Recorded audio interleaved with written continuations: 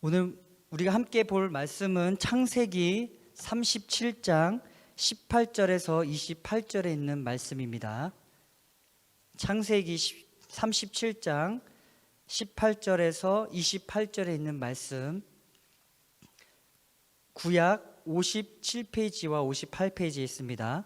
창세기 37장 18절에서 28절에 있는 말씀, 우리 교독으로 읽도록 하겠습니다. 제가 먼저 읽겠습니다.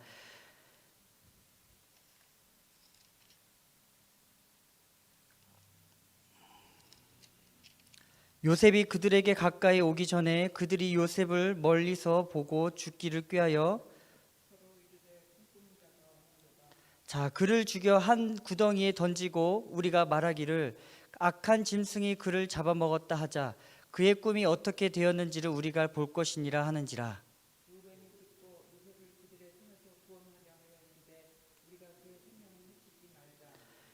루벤이 또 그들에게 이르되 피를 흘리지 말라. 그를 광야 그 구덩이에 던지고 손을 그에게 대지 말라 하니, 이는 그가 요셉을 그들의 손에서 구출하여 그의 아버지에게로 돌려보내려 함이었더라. 요셉이 형들에게 이르매 그의 형들이 요셉의 옷 곧 그가 입은 채색 옷을 벗기고 그를 잡아 구덩이에 던지니 그 구덩이는 빈 것이라. 그 속에는 물이 없었더라. 그들이 앉아 음식을 먹다가 눈을 들어 본즉 한 무리의 이스마엘 사람들이 길앗에서 오는데 그 낙타들의 향품과 유향과 모략을 싣고 애굽으로 내려가는지라. 유다가 자기 형제에게 이르되 우리가 우리 동생을 죽이고 그의 피를 덮어둔들 무엇이 유익할까? 그를 이스마엘 사람들에게 팔고 그에게 우리 손을 대지 말라. 그는 우리의 동생이요 우리의 혈육이니라 하매 그의 형제들이 청종하였더라. 같이 한번 읽겠습니다. 그때 미디안 사람 상인들이 지나가고 있는지라. 형들이 요셉을 구덩이에서 끌어올리고 은 20에 그를 이스마엘 사람들에게 팔매 그 상인들이 요셉을 데리고 애굽으로 갔더라. 아멘. 오늘은 제가 요셉의 꿈과 그의 시련의 관계가 무엇인지라는 제목으로 우리 같이 한번 말씀을 우리가 보기를 원합니다. 오늘날 요셉에 대해서 한번 여러분과 이야기를 나누려고 합니다. 요셉하면 떠오르는 게 뭘까요? 아마도 총리가 아닌가 생각을 합니다. 그래서 오늘 제가 여러분과 나누고 싶은 내용은 총리가 된 요셉이기보다는 요셉에 대해 그동안 잘못 알고 있었던 오해를 한번 우리가 풀어가면 어떨까? 그래서 그 과정 하나하나를 통해서 우리에게 주는 도전이 무엇인지 바로 그 부분에 대해서 함께 보기를 원합니다. 먼저 요셉의 스토리를 다루기 전에 알아야 할 것이 있다면, 요셉을 노예로 팔 수밖에 없었던 형들과 요셉과 형들 사이의 갈등이 무엇인지에 대해서 알아보기를 원하는 건데요. 사실 우리가 읽지는 않았지만 37장 전체가 요셉과 형들 사이의 갈등의 주된 배경, 그 원인이 된다는 거예요. 그 첫 번째 갈등이라면 바로 고자질이라는 겁니다. 2절 하반절을 보시면 이렇게 기록합니다. 그가 그들의 잘못을 아버지에게 말하더라. 요셉은 형들이 일할 때 잘못한 일을 보고 아버지에게 고자질을 했다라고 기록을 하지 않습니까? 어떤 학자들은 이 내용을 가지고 요셉은 미움을 받을 짓을 했다고 주장을 하기도 한다는 거예요. 우리도 그렇게 생각하는 경향이 참 많은 것 같습니다. 어떻게 상대의 허물을 들춰내고 비신사적인 행동을 했을까라는 거예요. 그런데 문맥적으로 보다 보면 요셉이 자잘한 허물을 아버지에게 고자질하고 아버지의 사랑을 독차지한 사람은 아니라는 거예요. 요셉은 상당히 순전하고요, 그 캐릭터가 굉장히 밝고 좋은 모습으로 등장한다는 것을 우리는 성경 전체를 읽으면서 알 수 있기 때문입니다. 오히려 요셉이 아버지에게 이야기를 고했던 이유 중에 하나는 자신의 양심을 아주 힘들게 하는 어떤 내용을 어쩔 수 없이 아버지께 고했다라고 보는 게 오히려 더 정확한 해석이라는 거예요. 우리가 삶을 살다 보면 아픔이 있지 않습니까? 그런 아픔을 참다 못해 어느 누군가에게 이야기할 수 있는 상황, 바로 그런 상황이 요셉이 아버지에게 이야기했다는 상황으로 보시면 된다는 거예요. 그럼 두 번째 갈등은 무엇입니까? 바로 형들과의 갈등이 두 번째는 바로 편애라는 거죠. 3절을 보시면 이렇게 기록하죠. 요셉은 노년에 얻은 아들이므로 이스라엘이 야곱이 여러 아들들보다 그를 더 사랑함으로 그를 위하여 채색 옷을 지었더니, 자, 여기 보시면 형들과의 갈등의 원인 중에 하나가 아버지의 편애 때문이라고 한다는 거예요. 요셉만 사랑했다는 겁니다. 그 아버지의 편애가 얼마나 심했냐 하면은요, 4절에 보시면 그의 형들이 아버지가 형들보다 그를 더 사랑함을 보고 그를 미워하여 그에게 편안하게 말할 수 없었다라고 합니다. 말 한마디를 해도 요셉이 듣기 좋게 하지 않았다는 거예요. 정말 눈의 가시거리가 요셉이었다는 겁니다. 그런데 성경을 보면 더 결정적인 부분이 나오는데요, 그것이 무엇이냐 하면은 바로 꿈이라는 겁니다. 요셉이 꾼 꿈으로 인해 형들이 요셉을 미워하는데 어느 정도로 미워했냐 하면은요, 5절을 보면 요셉이 꿈을 꾸고 자기 형들에게 말하며 그들이 그를 더욱 미워하였더라. 더욱이라고 합니다. 8절에도 보시면 그의 형들이 그에게 이르되 내가 참으로 우리의 왕이 되겠느냐, 참으로 우리를 다스리게 되겠느냐 하고 그의 꿈과 그의 말로 말미암아 그를 어떻게 합니까? 더욱 미워하였더니 라고 기록을 하고 있어요. 아버지의 편애를 받았을 때 4절에 기록한 대로 그를 미워하였다라는 정도였는데 5절과 8절에 기록된 대로 꿈의 이야기를 들으면서 어떻게 합니까? 그를 미워하기를 더욱 미워했다라고 성경은 기록하고 있다는 거예요. 미워함이 2번이나 강조되었다는 것을 볼 수 있습니다. 형들에게 있어서 요셉을 미워할 만한 여러 가지 제목들이 있지만 그 결정적인 제목이 바로 꿈에 관한 것이라는 거예요. 꿈에 대한 이야기를 할 때마다 형들의 마음엔 요셉에 대한 분노가 일어났습니다.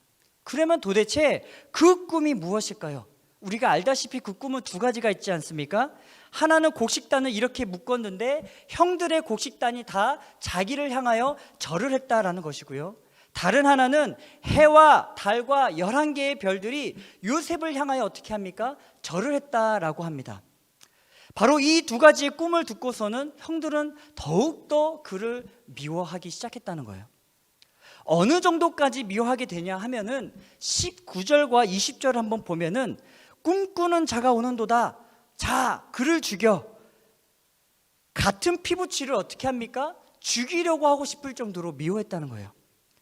그리고 요셉을 죽이고 나면 과연 훗날에 어떤 결과를 가져올지 한번 보자 라고 20절에 기록을 하고 있다는 겁니다. 어떤 사람들은 이렇게 이야기할 수 있을 거예요. 요셉은 정말 참 눈치가 없다 라고 말입니다.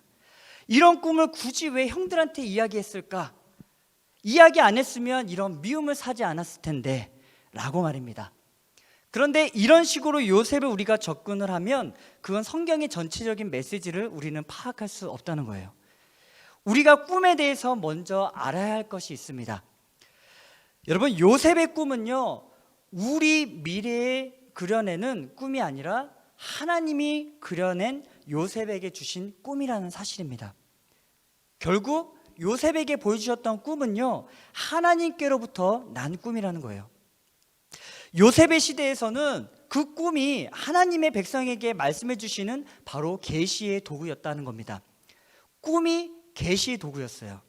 왜냐하면 그 당시에는 성경이 아직 기록되지 않아서 백성에게 주어지지 않았던 시기였기 때문에 하나님과 소통할 수 있는 수단 중에 하나가 무엇이었냐? 바로 꿈이었다는 겁니다. 이런 관점에서 형들이 요셉이 꾼 꿈을 미워하고 꿈을 싫어했다. 바로 이 말은 무엇입니까? 하나님의 뜻과 계획 그리고 하나님의 목적을 싫어했다라는 거예요. 하나님의 말씀을 듣기 싫어했다는 겁니다. 하나님의 뜻이나 계획에는 형들은 전혀 관심이 없었을 뿐만 아니라 어떤 말도 듣고 싶어 하지 않았다는 거예요. 이것이 바로 형들의 마음이었습니다. 오로지 형들의 관심인 어디에 있었습니까? 야, 우리들이 너에게 절을 해야 마땅하냐? 요셉, 네가 정말 우리의 왕이 되겠느냐? 그런 말도 안 되는 소리. 바로 그런 결과에만 배아파할 뿐 정말 바라봐야 할 핵심은 놓치고 있었다는 거예요. 무엇을 놓쳤습니까? 계시를 놓쳤다는 거예요. 오늘날로 이야기하면 하나님의 말씀을 놓쳤다는 겁니다. 우리가 사실 신앙생활 하다 보면 꿈을 많이 꾸지 않습니까?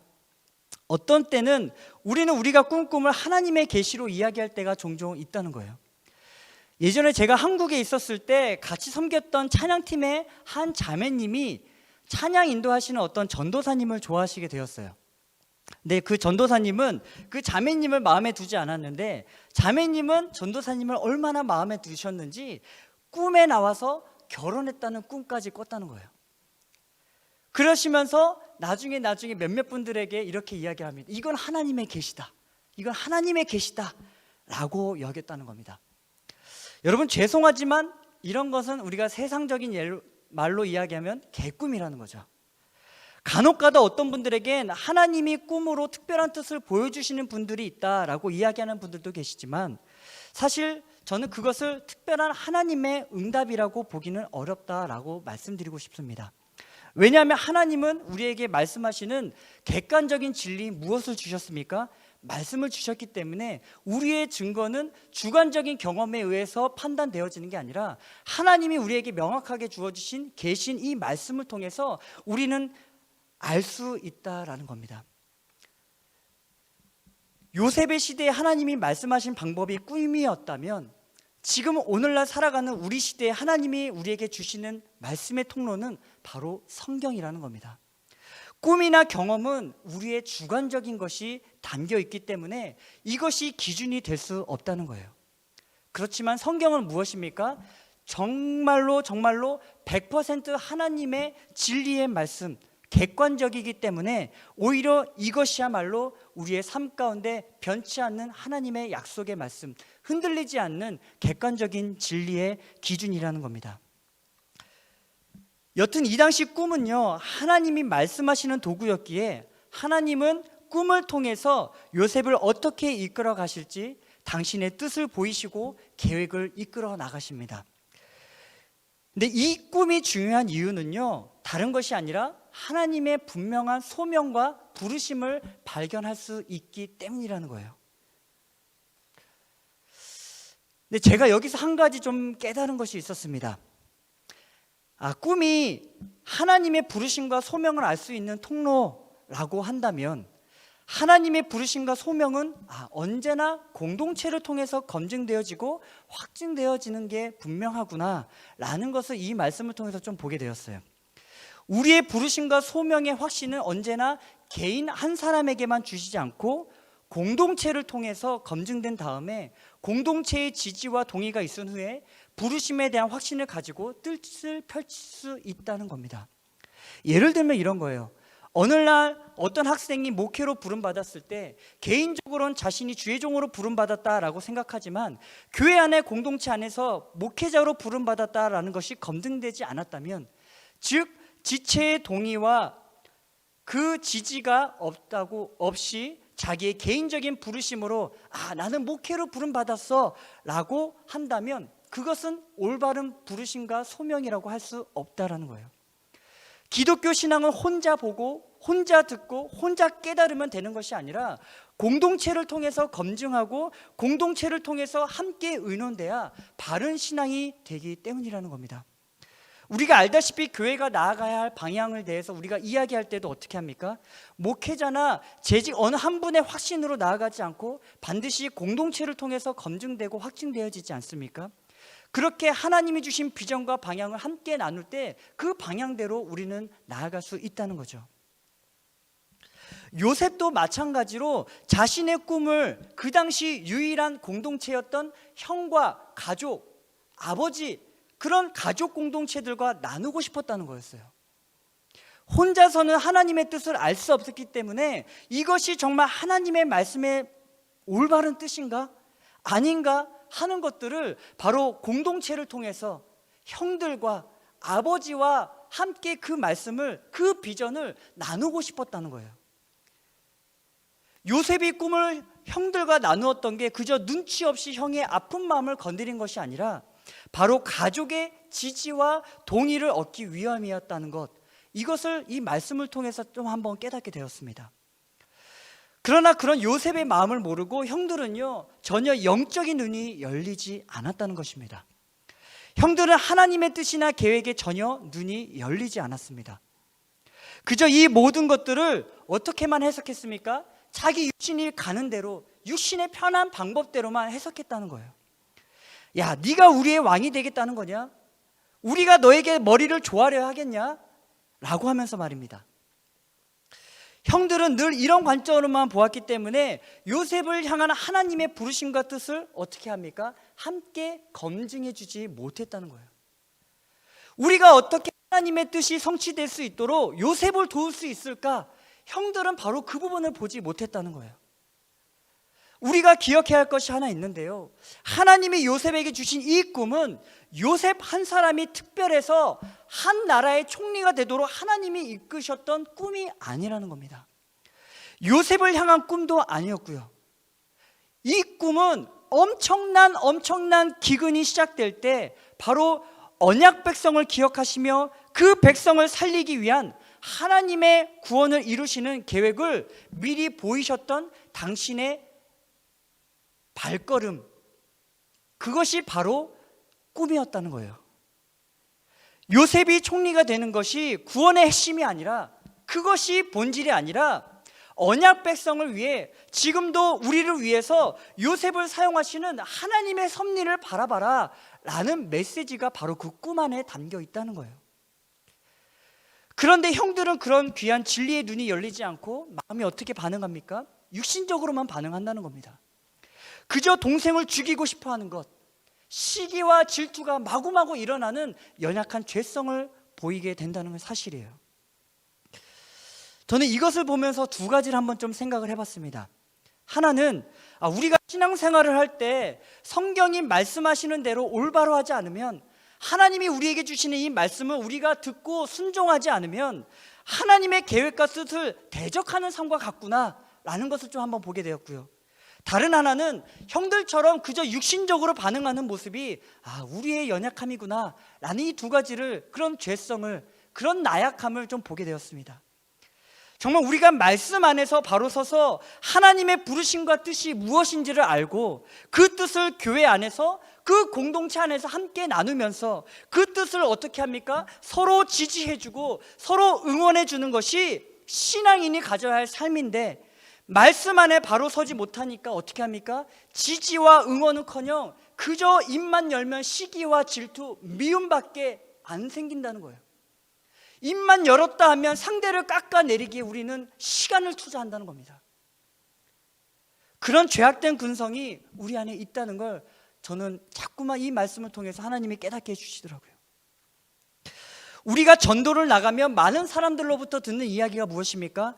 교회에 대한 상처 때문에 나는 다시는 교회 가고 싶지 않습니다 라는 이야기를 정말로 많이 듣는 것 같아요. 심지어 미국인들조차도 이런 이야기를 하더라고요. 신앙생활을 성경이 가르치는 대로 제대로 안 하면 주님을 모르는 불신자들보다 못한 사람으로 살아갈 수밖에 없다는 겁니다.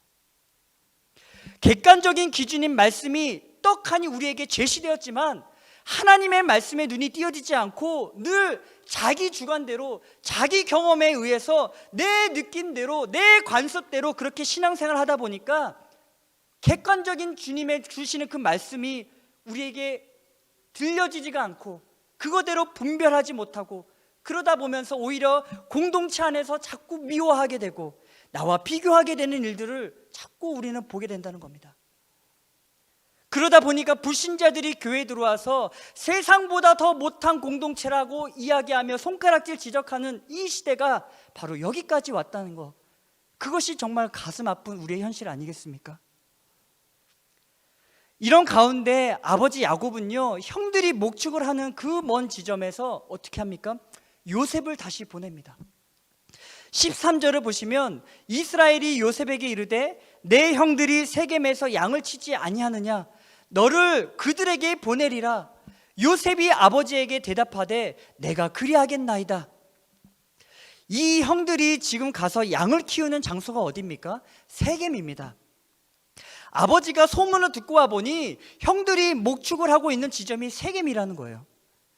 원래 세겜으로 가려고 한 것이 아닌데 형들이 양을 치다 보니까 자신도 모르게 세겜까지 갔다는 거예요. 지금 야곱과 요셉이 있는 곳은 헤브론 골짜기인데 헤브론에서 세겜까지가 보통 80km 정도 됩니다. 50마일 정도 되는데 한국으로 따지면 의정부에서 수원 정도의 거리로 된다고 합니다. 근데 그 정도 거리를 걸어서 사흘 혹은 나흘 길을 걸어야 하는 그 길을 아버지 야곱이 어떻게 합니까? 요셉을 통해서 보낸다는 거예요. 그런데 요셉이 그곳에 도착해 보니까 형들이 거기에도 없다는 소식을 접합니다. 어떻게 주변 사람들에게 형들이 있는 소식을 알아냈더니 형들이 도단에 있다는 얘기를 들어요.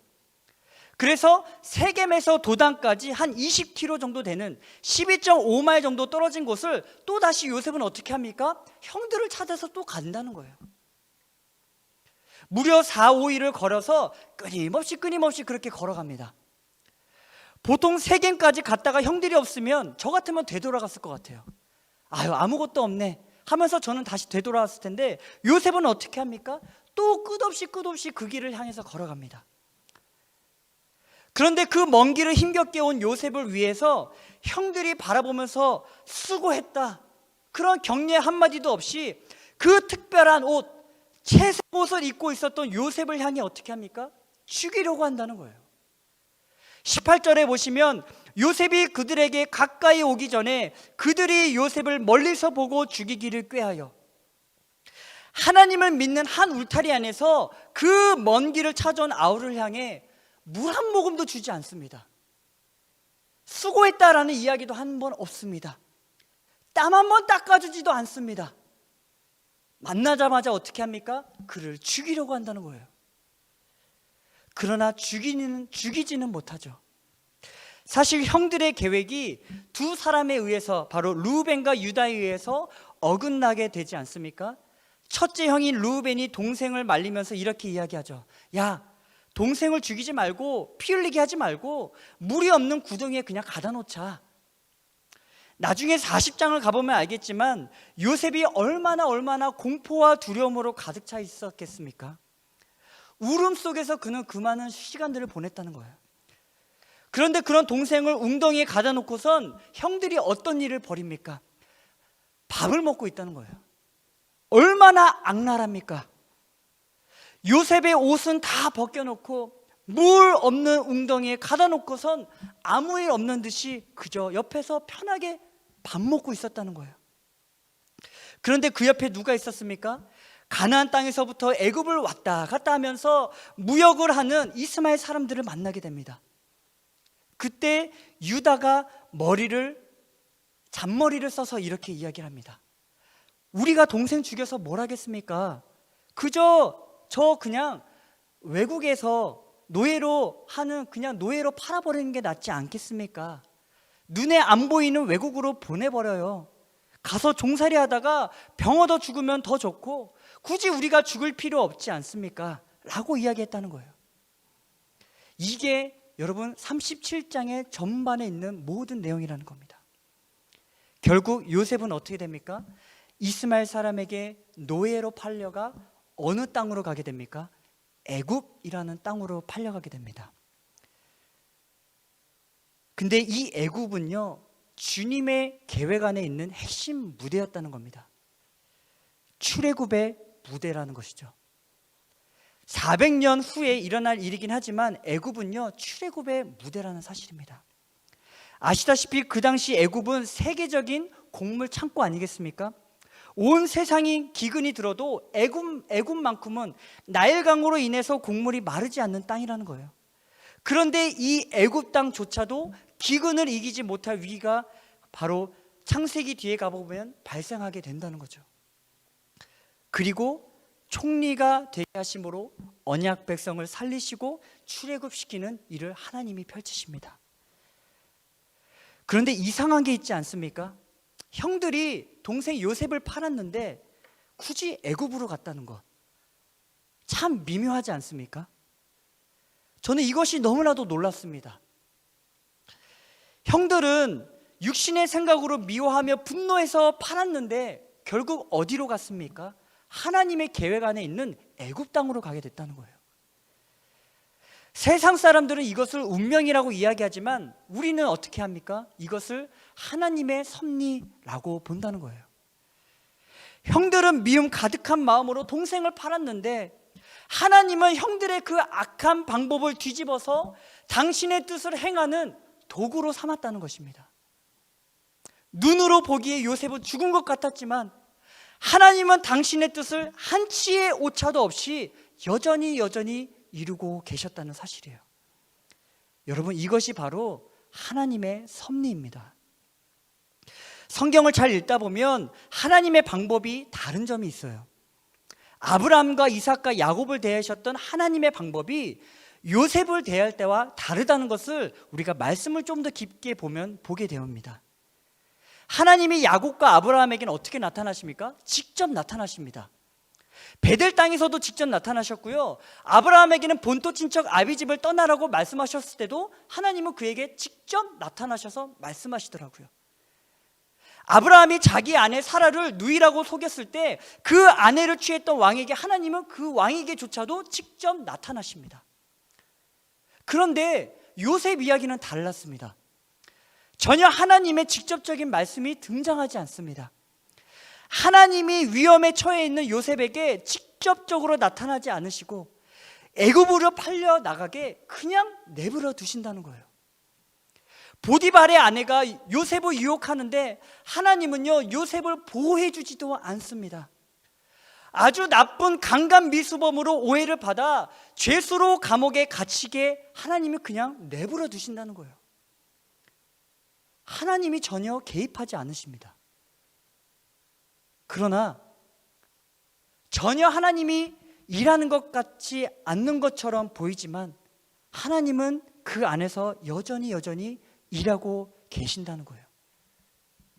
우리가 기억해야 할 것이 있다면, 우리가 보는 이 스토리의 주인공은, 많은 사람들은 요셉이라고 이야기하지만 이 스토리의 주인공은 요셉이 아니라 하나님이라는 겁니다. 요셉의 뒤에서 그를 움직이게끔 하시는 하나님이라는 거예요. 하나님은 당신의 섭리를 보이기 위해 요셉을 사용하셔서 요셉의 일거수일투족을 눈에 보이지 않는 방법으로, 자연적인 방법으로 아브라함처럼 계획하시고 이끄신다는 겁니다. 한치의 오차도 없이 이끌어 가시는 분, 여러분, 그분이 우리가 믿는 하나님이라는 거예요. 아브라함과 요셉에게 일하시는 방법은 비록 달랐지만 하나님의 일하심은 아브라함이나 요셉에게 있어서 변함이 없으시다는 겁니다. 여러분, 이것이 왜 중요하냐 하면은요, 지금 우리가 살아가는 삶 속에 하나님의 일하시는 방법이 바로 요셉처럼 일하고 있기 때문입니다. 하나님의 섭리입니다. 보이지 않게 일하시는 하나님의 섭리. 그래서 요셉의 이 생애가 우리에게 있어서 얼마나 중요한 메시지를 남기고 있는지를 모른다는 거예요. 우리의 삶도 똑같습니다. 우리도 우리의 기대와 다른 삶의 경험을 가지면서 자꾸만 살아갑니다. 우리의 시간표와 하나님의 시간표가 다르다는 것을 자주 경험하면서 느끼면서 살아갑니다. 그래서 때로 우리 마음속에 하나님이 지금은 일하셔야 할 타이밍인데, 지금 하나님이 우리 가운데 역사하실 타이밍인데 하나님은 지금 실수하시는 게 아닌가, 우리는 그렇게 생각할 수 있다는 거예요. 그러다 보니까 자꾸만 하나님을 신뢰할 때 우리는 어떻게 됩니까? 왠지 모르는 장애가 있고 걸림돌이 있다는 거예요.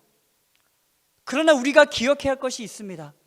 하나님은요, 우리를 건지셨을 때, 우리를 당신의 아들 예수 그리스도를 통해 언약의 백성으로 인치시고 칭하셨을 때는 하나님은 한치의 오차 없이 당신의 뜻과 계획을 이루고 계신다는 사실입니다. 후반부를 보면 나타나지만 형들이 동생을 팔아서 하나님의 뜻이 이루어졌다고 그 형들의 죄가 없어지지 않는다는 걸 우리 보지 않습니까? 그들의 죄를 통해서도 형들이 여전히 요셉에게 죄를 범했지만 하나님은 그 형들조차도 당신 앞으로 불러들여서 하나님의 때에 그들에게 입을 열게끔 하셔서 회개하게끔 일하시는 하나님. 그래서 하나님은 그 돌멩이 하나로도 한 명뿐만 아니라 한꺼번에 3명을 마치실 수 있는 당신의 계획을 하나님은 펼치신다는 거예요. 하나님의 일하심에는요, 절대적으로 실패함이 없고 절대적으로 거짓 없이 진행되는 것이 없다는 걸 우리는 이 말씀을 통해 발견하기를 원합니다. 지금 코로나 바이러스로 여러 가지 상황이 있지만 이 상황까지도 하나님의 상황의 관점에서 바라봤을 때 한치의 오차가 없다는 것입니다. 그 일을 시작하신 이도 하나님이시고요, 거두시는 이도 하나님이십니다. 하나님의 관점에서 봤을 때는 이 모든 것들은 하나님의 섭리와 계획 안에 반드시 있다는 것입니다. 그저 우리가 이성적으로 생각했을 때 이건 그냥 하나님의 섭리다 라는 식으로 우리가 이해하는 게 아니라 이 시기를 통해서 하나님 정말 한치의 오차 없이 일하시는 하나님의 계획이 요셉을 통해서도 하나님이 일하셨던 것처럼 지금 이 어지러운 상황 속에서도 하나님의 일하심이 반드시 있구나. 우리는 이 사실을 눈여겨 지켜봐야 한다는 거예요. 지금 각자의 삶의 영역에서 실패와 낙마 속에 계신 분들도 있을 것입니다. 자꾸만 남들과 비교하게 되면서 나는 도대체 뭐하고 있는 건가? 라고 한탄하시는 분들도 계실 것입니다. 불공평한 방법으로 성공하는 상대를 볼 때 혹은 억울한 상황으로 좌절하며 계시는 분들도 있을 것 같아요. 하나님을 믿는데 나의 삶은 도대체 왜 이럴까 하면서 후회와 비관 속에 살아가시는 분들도 있을 것입니다. 우물 안에서 살아가시는 분들도 계실 것입니다. 그러나 이제는 우리의 영안에 다시 한번 떠져서 우물 밖으로 나오는 신앙이 우리가 안에 있기를 원합니다. 하나님이 뭔가 실수하셔서 이런 일이 일어난 게 아닙니다. 하나님은 천지와 만물을 저와 여러분들의 중심으로 이끌어 가신다는 사실을 우리가 말씀을 통해서 깨닫기를 원합니다. 이 말씀 하나만 하고 마치겠습니다. 제가 칼빈신학교에 있을 때 어느 교수님이 이런 이야기를 하셨습니다. 역사는 세상의 권사자들을 중심으로 기록하지만 성경은 하나님의 언약 백성을 중심으로 세계를 기록한다라고 말입니다. 분명히 미국을 움직이는 사람이 트럼프겠지만 여러분, 미국이 트럼프에 의해서 좌지우지 되지 않는다는 겁니다. 저는 그렇게 생각합니다. 바로 이 땅에 살아가는 저와 여러분들이 더 중요하다는 것입니다. 하나님의 언약의 백성들이 더 중요하다는 것입니다. 우리에게 일어나는 일들이 하나님의 실수가 전혀 아니라는 것을 우리는 기억하면서 어떤 일이라도 하나님의 계획 밖에서 일어나는 일이 없다는 것을 우리는 믿으면서 때론 어떤 이에겐 정말 불행의 일이라 할지라도 하나님이 한 사람 한 사람을 향해 이루어진 그 계획을 통해 일어나가시는 그 섭리를 발견하시는 저와 여러분이 되길 예수님의 이름으로 축원드리겠습니다.